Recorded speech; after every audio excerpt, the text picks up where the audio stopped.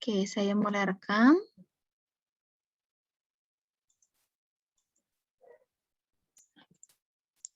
Oke, adik-adik. Jadi di sini untuk konsep asal keperluan kuadrat ini sebenarnya kita balik dulu kepada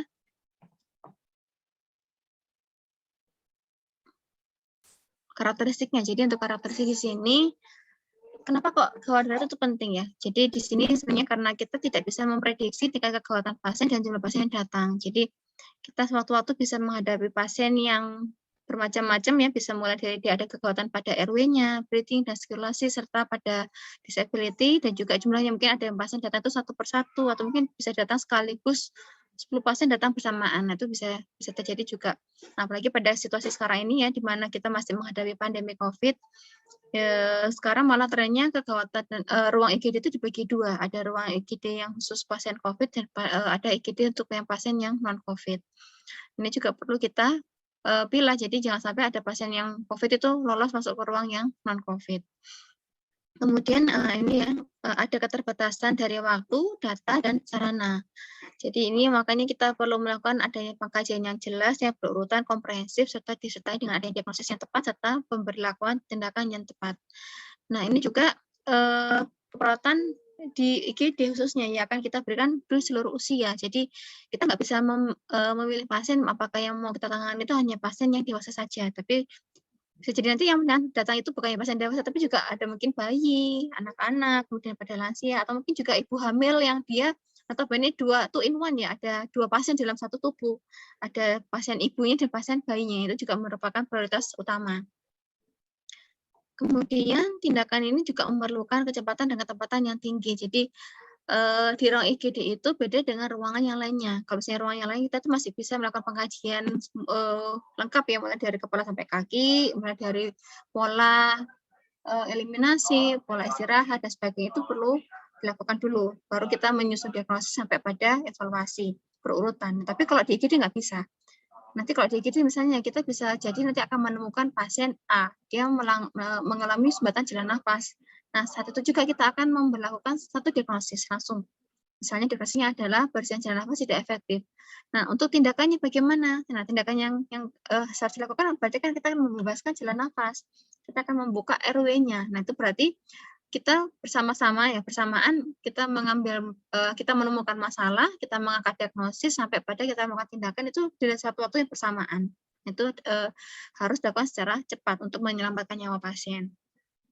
Kemudian juga di IGD ini ada sifat saling ketergantungan yang tinggi antara profesi kesehatan. Nah, nanti kalau misalnya kalian punya rezeki ya bisa masuk ke sebagai mahasiswa praktek di ruang-ruang di klinik rumah sakit, kita akan melihat kalau di IGD itu semua profesi akan saling bersinambungan. Misalnya yang paling sering ya antara perawat dengan dokter dengan petugas laboratorium, juga petugas radiografer untuk mengambil sampel pasien, untuk menentukan kira-kira nanti pasien ini mengalami masalah seperti apa. Nah, ini untuk prinsip umum ASKEP kadarnya ya, yang pertama cepat dan tepat. Tentu kembali lagi pada yang awal dulu di kadar 1, kita harus melakukan yang namanya triase. Nah, triase ini kalau kita ingat dulu, triase berarti kita akan memilih dan memilah pasien. Memilih itu berarti kita akan menentukan kira-kira pasien ini mau ditaruh di mana. Ya, misalnya ada pasien dengan status merah, kita taruhnya di ruang resusitasi. Pasien dengan status kuning kita taruh di ruang observasi misalnya, atau mungkin yang hijau kita taruh dulu di ruang tunggu. Nah, itu boleh karena memang kita bisa memilih pasien sesuai dengan tingkat kegawatan pasien tersebut. Kemudian berikutnya kita memperlakukan diagnosis, tindakan, dan evaluasi yang saling berkelanjutan, dan ini juga siklus ya, harus dilakukan secara simultan. Kemudian pelayanan utama ini harus bersifat penyelamatan hidup dan stabilisasi. Jadi ini menjadi prioritas utama kita sebagai perawat gawat darurat. Kalau kita harus mampu menyelamatkan hidup dengan cara mengamankan ABCD-nya dulu, baru kita menstabilkan. Stabil ini buat apa? Paling tidak dia masih bisa bertahan hidup di IGD kita. Nah, karena memang salah satu, nanti kalau misalkan belajar manajemen ya, manajemen itu nanti ada yang namanya kejadian tidak diinginkan. Nah, salah satu kejadian tidak diinginkan adalah kematian pasien di ruangan kita. Nah, memang itu akan menjadi nilai mutu sebuah rumah sakit. Dengan semakin banyaknya pasien yang meninggal di rumah sakit itu berarti mutunya itu tidak bagus. Ini juga berarti kita sebagai perawat UGD harus mampu mengamankan nyawa pasien selama dia ada di dalam penanganan kita. Apalagi kalau misalnya kita sebagai perawat ambulans ya, kita nanti kalau di ambulans akan membawa pasien pindah dari satu rumah sakit ke rumah sakit yang lainnya. Nah, kalau misalnya dia meninggal selama perjalanan, berarti apa yang terjadi? Nah, bisa jadi nanti artinya kita sebagai perawat gagal menyelamatkan nyawa pasien tersebut. Nah, harusnya kan kita menemukan dulu kira-kira dia punya masalah apa, apa yang harus kita observasi dan sebagainya itu harus kita amankan dulu. Saya izin sebentar ya karena bayi saya sedang rewil, bentar ya. Oke, sudah yang ini saya next lagi. Nah, kemudian untuk prinsip berikutnya adalah harus ada alkes yang sesuai dan selalu siap pakai dan ini juga harus kita kuasai bagaimana cara penggunaannya. Misalnya nanti yang kita sering temukan adalah bagaimana menggunakan defibrilator, kemudian infus pump, syringe pump, kemudian mesin suction dan sebagainya. Nah, itu harus ada, harus siap ya. Dan juga kalau misalnya yang perlu lagi ya ada oksigen portable, oksigen yang bisa kita gledek itu ya, bisa kita share kemana-mana. Nah, itu juga harus selalu ada isinya, jangan sampai ada tabungnya tapi isinya kosong. Nah, apalagi sekarang di mana-mana sedang banyak pasien COVID yang butuh oksigen, itu harus kita pastikan isinya ada, jangan sampai kita bawa tabung oksigen tapi nggak ada isinya ya. Kemudian poin berikutnya adalah menjaga keamanan diri perawat dan pasien. Nah, ini yang sekarang menjadi protokol utama kita adalah memberikan penyelamatan pasien. Kalau kita mampu menjaga keamanan diri kita, bagaimana caranya? Dengan kita yang pertama menggunakan hazmat ya, gunakan hazmat yang sesuai. Bagaimana APD kita yang bisa digunakan untuk mengamankan diri, misalnya mulai dari masker. Sebenarnya kalau dulu sebelum masa COVID yang paling saya adalah masker dan handscoon. Tapi kalau sekarang paling tidak menggunakan APD level 2 ya. Kemudian menjaga keamanan pasien. Nah, ini juga kita lihat pasiennya apakah dia statusnya sadar, apakah tidak sadar. Kalau misalnya dia sadar, berarti ya kita bisa paling enggak memasang bed rail supaya nanti pasien tidak jatuh dan sebagainya. Kalau misalnya pasien tidak sadar, mungkin kita bisa memberikan pengikatan ya, kita ikat ekstremitasnya supaya nanti dia tidak melukai diri atau mungkin mencabut alat-alat. Kemudian yang nomor 3, berikutnya adalah informasi dan pendidikan kesehatan. Nah, ini juga mungkin yang mungkin sering kita lupakan kalau lagi ada di IGD. Karena situasi itu sangat hektik ya, sangat kacau, kemudian juga mungkin kita masih terfokus untuk memberikan penyelamatan pada pasien. Sehingga kita mungkin kadang lupa untuk memberikan pendidikan kesehatan, informasi. Apa yang paling tidak yang perlu kita berikan informasinya adalah yang pertama, apa saja kondisi yang berkaitan dengan pasien itu. Misalnya, apakah dia saat ini sedang diberikan tindakan atau mungkin dia status terbarunya seperti apa, atau mungkin pemeriksaan laboratorium yang sudah kita lakukan apa saja. Kemudian sistem dokumentasi ini harus yang mudah, cepat, dan tepat digunakan. Nah, kalau misalnya nanti kalian mulai praktek ya, nah ini kita punya beberapa jenis sistem dokumentasi. Ada yang menggunakan esai, narasi, checklist, dan sebagainya. Nah, kalau di IGD diusahakan itu yang mudah diisi, supaya nanti kita tidak ketinggalan untuk mengisi dokumentasi tersebut.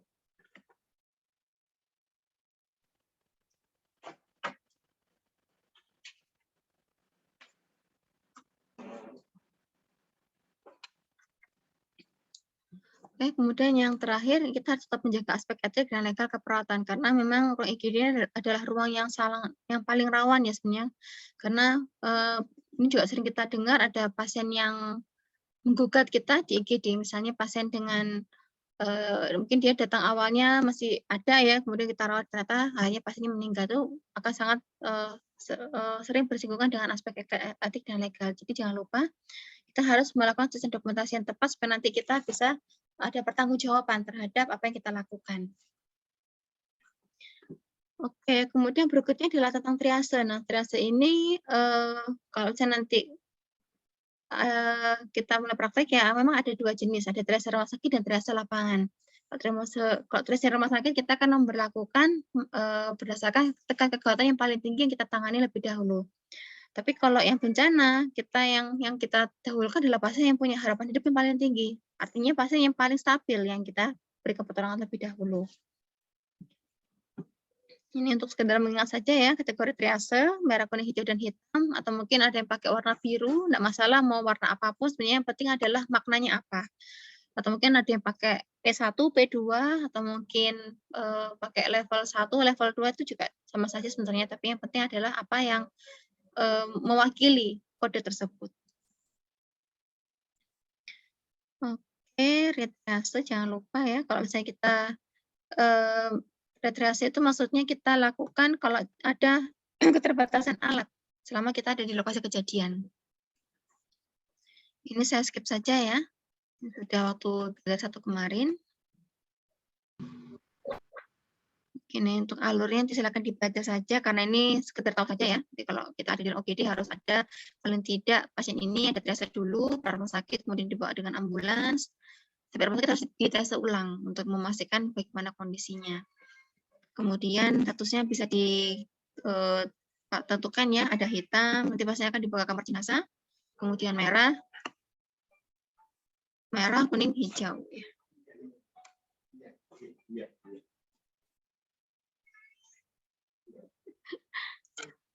Oke, kemudian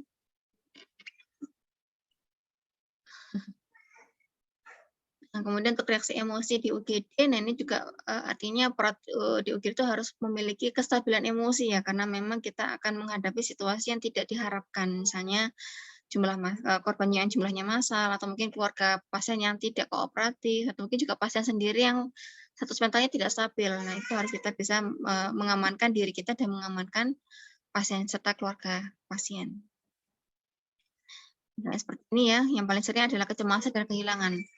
Termasuk misalnya kayak kita ada di ruang UGD, kemudian pasien itu ada keluarganya bolak-balik keluar masuk ruang UGD menanyakan bagaimana kabar keluarga tersebut, pasien tersebut, yang kita memang harus memberikan penjelasan. Jangan sampai kita bilang nanti dulu Bu ya, mesti kita ada tindakan.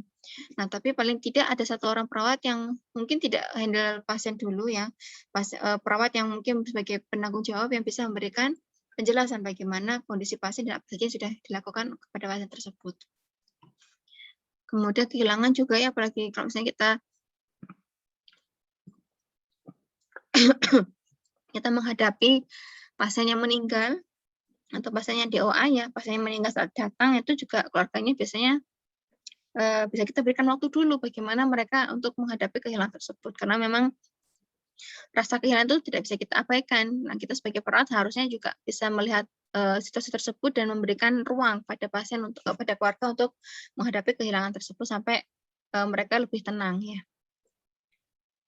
Ini untuk tanda-tanda cemas yang sering kita temukan ya, ada menanyakan hal tertentu ya, kemudian ada gerakan berulang-ulang, bolak-balik mondar-mandir, kemudian mimik mukanya tidak tenang, tidak bisa bekerja sama dan sebagainya.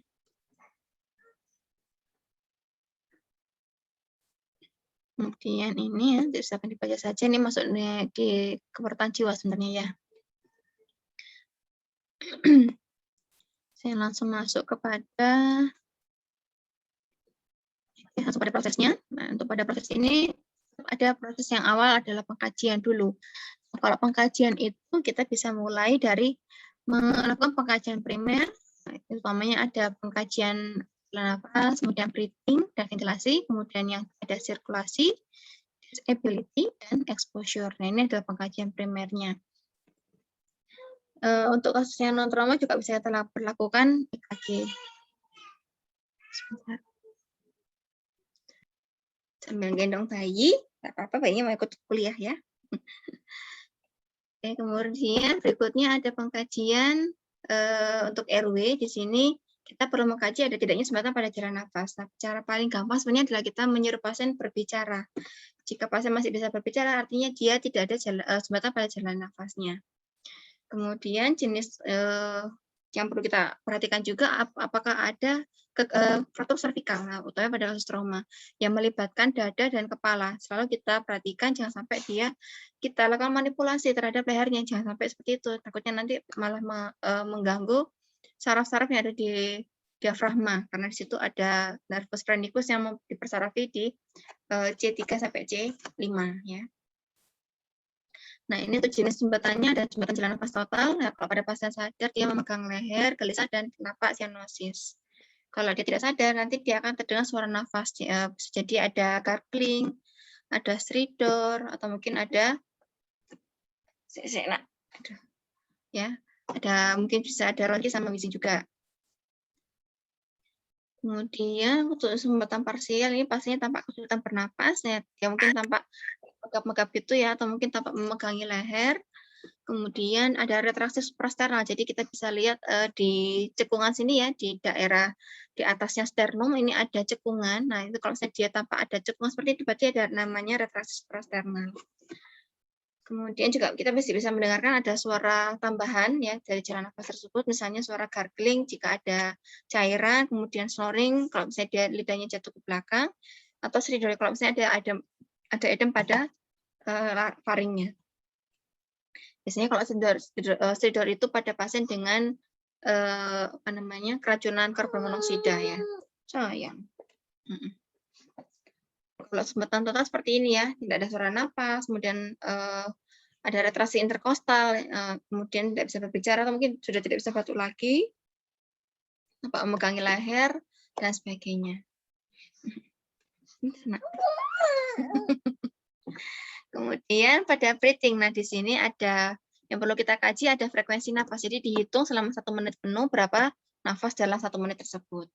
Kemudian suara nafasnya bagaimana? Apakah ada suara tambahan? Misalnya ada wheezing atau mungkin ada crackles dan sebagainya. Kemudian apakah ada udara yang keluar dari jalan nafas? Kalau misalnya ada berarti mungkin dia masih berlaku ventilasi masih baik. Nah, bagaimana cara mengkajinya? Kita bisa melakukan 3 hal ini ya dengan cara look, listen, and feel. Melihat pergerakan dari dinding dada, kemudian kita menghitung iramanya, kita cek kedalaman nafasnya bagaimana, perhatikan simetris kanan dan kirinya, apakah sama-sama naik atau tidak. Kemudian apakah kita temukan dyspnea. Dyspnea itu berarti ada kesulitan bernafas apa tidak. Misalnya pasien itu dia tampak sesak, dia tampak dia lebih nyaman bernapas dengan duduk, atau mungkin dia tidak bisa bernapas saat berbaring telentang. Kemudian listen, ya kita mendengarkan suara nafas, bisa pakai stetoskop atau mungkin bisa pakai telinga kita sendiri. Ya. Kemudian kita feel, rasakan. Kita rasakan, kalau misalnya di hospital kita bisa merasakan hembusannya, tapi kalau di sini kita rasakan dengan perkusi dan palpasi ya. Bentar, Mama lagi ngajar. Oke, ini sudah. Oke, saya izin matikan video sebentar ya. Iya, ya, Nak. Ya. Kemudian yang ketiga adalah sirkulasi. Nah, kalau sirkulasi ini kita bisa mengecek 2 hal. Yang pertama denyutannya sama cairannya. Nah, yang pertama, apakah ada atau tidak denyutan di karotis, kita bisa raba pada lehernya.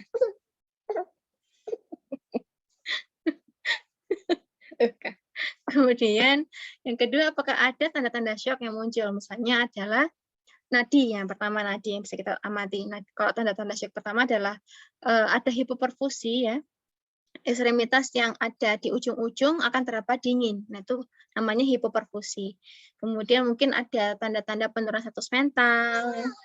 Rasanya jadi lebih gampang tertidur, kemudian nadinya jadi lebih lemah ya. Atau mungkin nadi yang di atas, yang di pusat ya berbeda sama yang ada di perifer.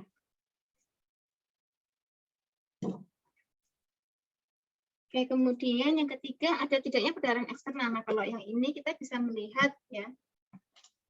Kita lihat secara screening dari luar apakah ada perdarahan yang muncul pada pasien. Nah, kalau misalnya ada berarti kita bisa langsung memberikan penekanan, dilakukan balut tekan di daerah yang terjadi perlukaan supaya nanti perdarahan akan berhenti.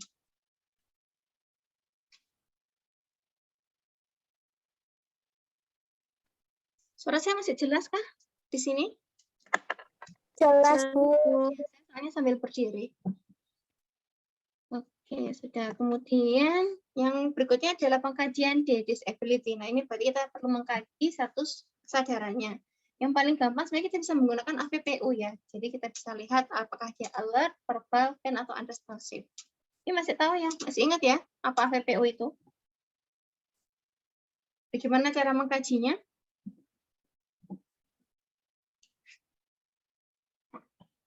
Ada yang bisa berikan satu contoh? Silakan buka mic.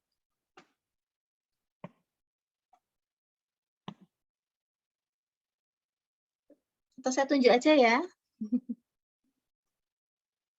Mbak siapa ya?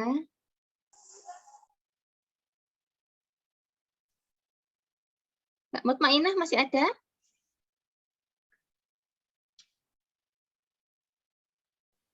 Ibu, wifi-nya yang di kos agak itu, Bu, agak lemot. Punyanya Mutmainah.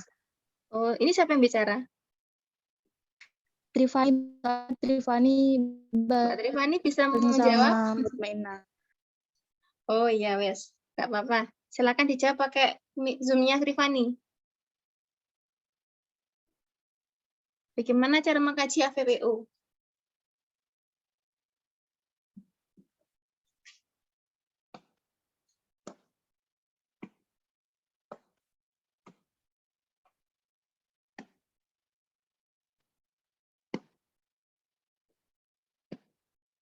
Halo? Halo, halo?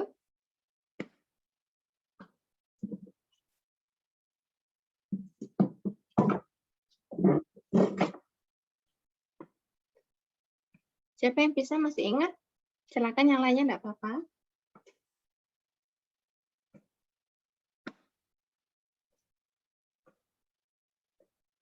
Saya Bu Rizky mau mencoba menjawab.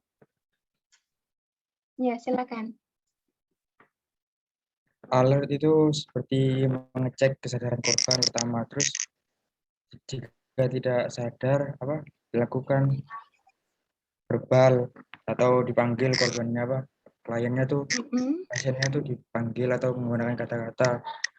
Setelah itu pain itu seperti memberikan rangsangan kepada korban atau pasien, dicubit atau bagaimana.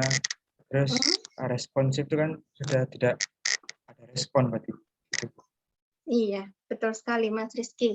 Saya koreksi sedikit Mas ya, pastinya nggak boleh dicubit ya Mas. Nanti kalau pasiennya nggak bangun-bangun, cubitannya banyak, pasiennya biru semua loh.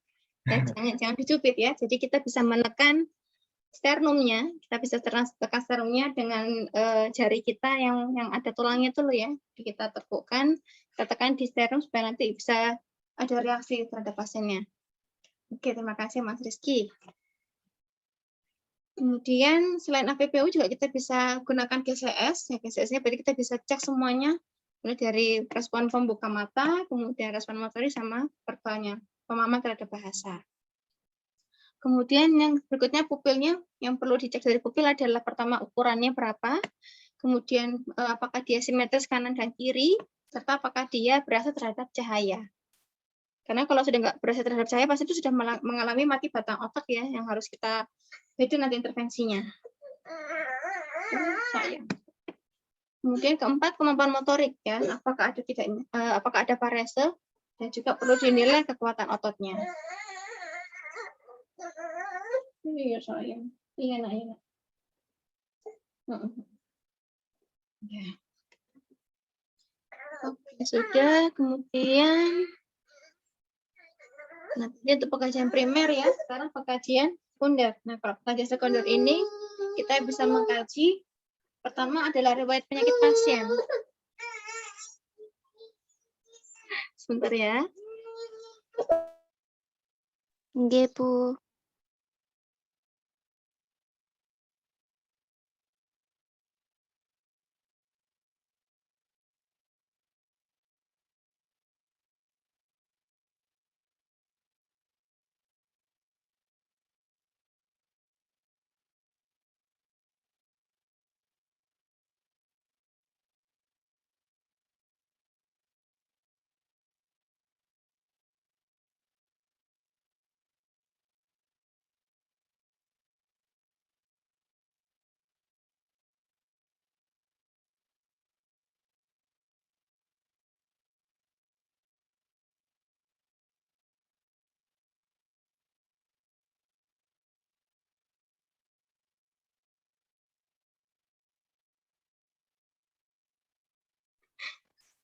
Kayaknya mau ikut ngajar. Oke, jadi untuk riwayat penyakit ini yang perlu dicek adalah riwayat penyakitnya menahun, misalnya seperti diabetes, kemudian apakah dia punya hipertensi, dan sebagainya. Jadi kita perlu kaji, termasuk juga ini ada singkatan ya, sampel, S-nya sign and symptom, kemudian A-nya alergi, M-nya medikasi, past medical history, kemudian last meal, dan event leading to injury. Sign and symptom berarti apa yang dikeluhkan oleh pasien, gejala apa yang dia rasakan, kemudian Yang A alergi, dia punya alergi apa? Misalnya dia punya alergi makanan, obat, silakan dituliskan juga. Kemudian medikasi, ya pasien sudah minum obat apa sebelumnya saat mengalami keluhan tersebut.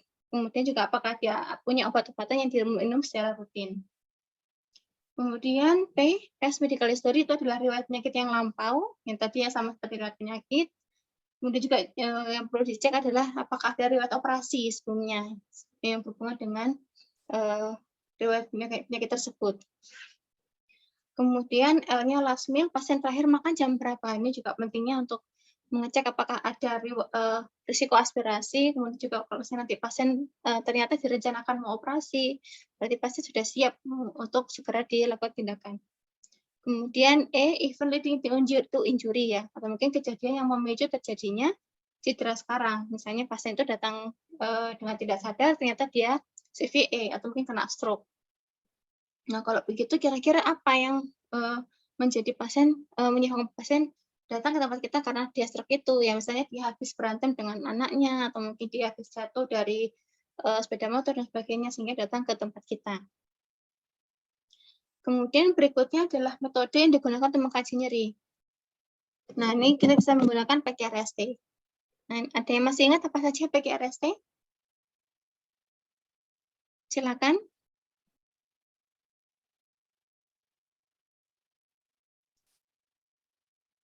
Sudah lupakah dengan PKRST? Ini diagnosis favorit ya mahasiswa ya, nyeri. Silakan, mungkin dia masih ingat.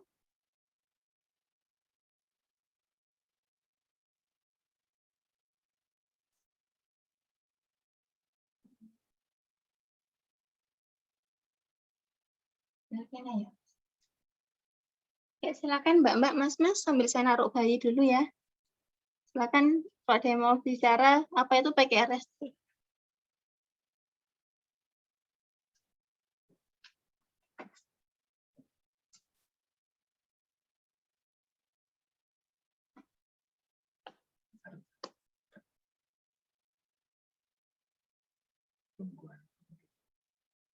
Makasih, Mbak.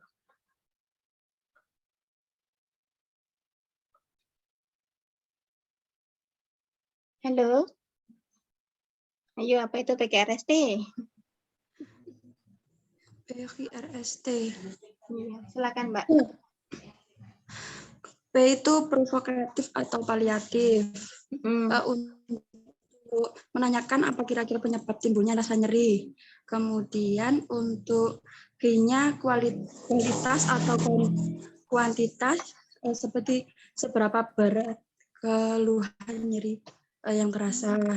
Kemudian yang R-nya itu region, untuk lokasi di mana keluhan nyeri tersebut dirasakan atau ditemukan.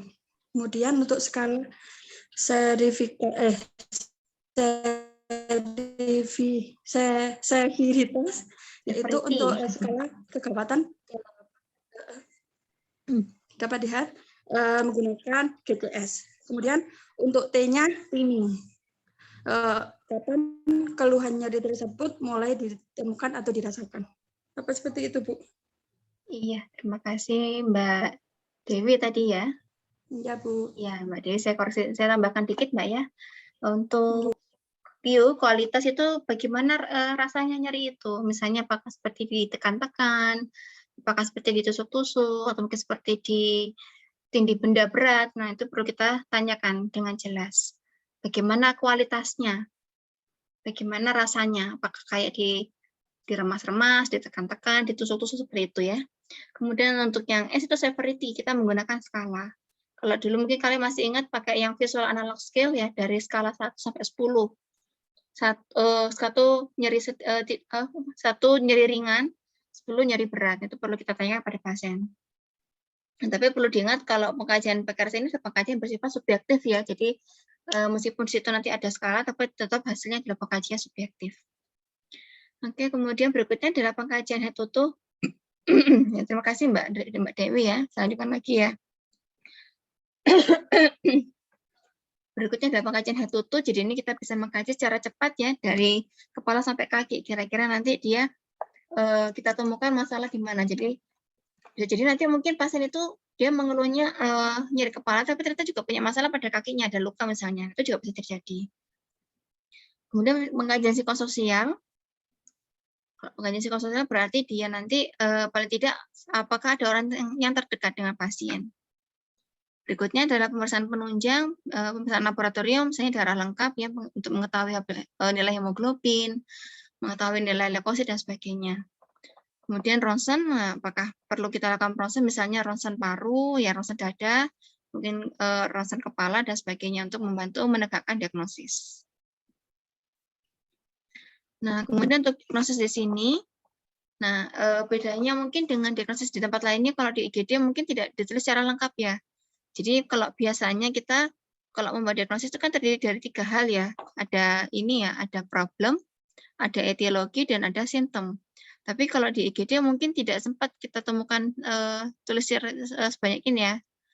Jadi mungkin terkadang ditulis hanya masalah keperluan saja. Jadi mungkin hanya bersifat seperti ini. Contohnya misalnya mulai dari RW ya. Misalnya ada bersejarah nafas tidak efektif, kemudian pola nafasnya, gangguan pertukaran gas, dan sebagainya. Ini adalah contoh-contoh masalah keperawatan yang sering kita temukan di ruang-ruang IGD. Lanjutannya sudah. Kemudian untuk rencana tindakan, nah untuk tindakan di sini kita bisa lakukan pertama adalah tindakan-tindakan yang bersifat observasi atau pemantauan. Jadi apa saja yang kita lakukan untuk memperhatikan, untuk memantau status hemodinamiknya pasien, misalnya tekanan darah, kemudian nilai GCS, nadi, dan sebagainya. Ini perlu kita pantau secara berkala. Itu namanya rencana tindakan yang bersifat observasi atau pemantauan. Kemudian monitoring ya, ini juga sama kayak tadi. Kemudian tindakan mandiri keperawatan ini yang bersifat mandiri, misalnya seperti kita memberikan posisi semivolar, kemudian melakukan suction, kemudian kita memberikan teknik distresi relaksasi dan sebagainya, itu bisa dilakukan tindakan yang bersifat mandiri tanpa memerlukan advies dokter. Kemudian berikutnya adalah tindakan kolaborasi. Kolaborasi berarti kita bersama-sama dengan tenaga kesehatan yang lainnya. Nah, ini untuk contoh intervensinya, kalau yang mandiri ada untuk RW bisa kita head lift, jaw thrust, dan sebagainya ya. Dan untuk breathing, posisi, kemudian latihan nafas, bagging, latihan batuk. Untuk sirkulasi kita bisa memberikan BHD, monitoring TTV, monitoring intake output, dan sebagainya. Yang kolaborasi, ya untuk di RW kita bisa bersama-sama dengan dokter memasang intubasi ETT atau melakukan krikotirotomi. Untuk yang B, terapi oksigen, nebulizer, dan sebagainya. Kemudian untuk sirkulasi memberikan terapi cairan, pasang kateter, dan sebagainya. Nah, untuk evaluasi di sini, ini juga berbeda dengan ruangan yang lainnya ya. Kalau di ruangan mungkin kita bisa lakukan evaluasi berdasarkan shift kerja. Jadi per 8 jam, per 6 jam, atau mungkin per 24 jam. Tapi kalau di IGD nggak bisa, karena kita bisa jadi nanti pasien itu 1 hari ada di ruang IGD kita, atau mungkin juga bisa hanya 2 jam di tempat kita. Nah, itu kalau saya mau dievaluasi, jangan sampai kita tunggu 2 jam sekali atau sebagainya. Tapi ini juga bisa dilakukan berdasarkan tingkat kegawat daruratan pasien itu. Nah, ini kalau dievaluasi bisa berdasarkan 1 menitnya, 5 menitnya, per 15 menit, atau mungkin per 1 jam sesuai dengan kondisi klien atau kebutuhan kita. Misalnya mau kita pantau adalah tingkat cairan, nah, berapa cairan yang masuk dan keluar dalam 1 jam sekali. Nah, kemudian jangan lupa untuk konsep kegawatan ini hanya diberlakukan selama 2-6 jam. Jadi kalau sudah 6 jam itu berarti sudah melewati golden time-nya pasien. Jangan sampai pasien itu terlalu lama ada di IGD. Nah, memang idealnya untuk juga kita meningkatkan, jangan sampai ada stagnansi ya di ruang IGD. Paling tidak paling lama pasien itu ada di tempat kita selama 6 jam. Setelah 6 jam harus bagaimana? Ya berarti harus bisa pindah ke ruang rawat inap, bisa pindah ke ICU, pindah ke ruang operasi, atau ke rumah sakit lain, atau mungkin juga bisa pindah ke kamar jenazah. Nah, untuk dokumentasi, ini juga sekedar review saja ya, mengingatkan kembali, jangan sampai kita melupakan kalau dokumentasi merupakan satu hal yang penting sekali, utamanya untuk perangkat keperawatan kita. Karena kita harus mampu melakukan proses perekaman terhadap apa yang sudah kita lakukan untuk menjadi bukti tanggung jawab kita terhadap pasien. Karena juga bisa menjadi dokumen legal ya, kalau misalnya pasien terjadi apa-apa, nanti hal pertama yang dilihat oleh polisi adalah asuransi keperawatan kita, apakah terisi apa enggak yang pertama. Kemudian kalau misalnya sudah terisi, apakah benar isinya. Itu ya. Kemudian untuk model dokumentasinya nanti akan saya berikan contohnya ya. Bisa ada grafik atau flowchart yang paling sering digunakan. Kemudian juga bisa checklist, catatan pengobatan, dan sebagainya. Oke, sudah selesai dari saya. Apakah ada yang mau ditanyakan? Silakan.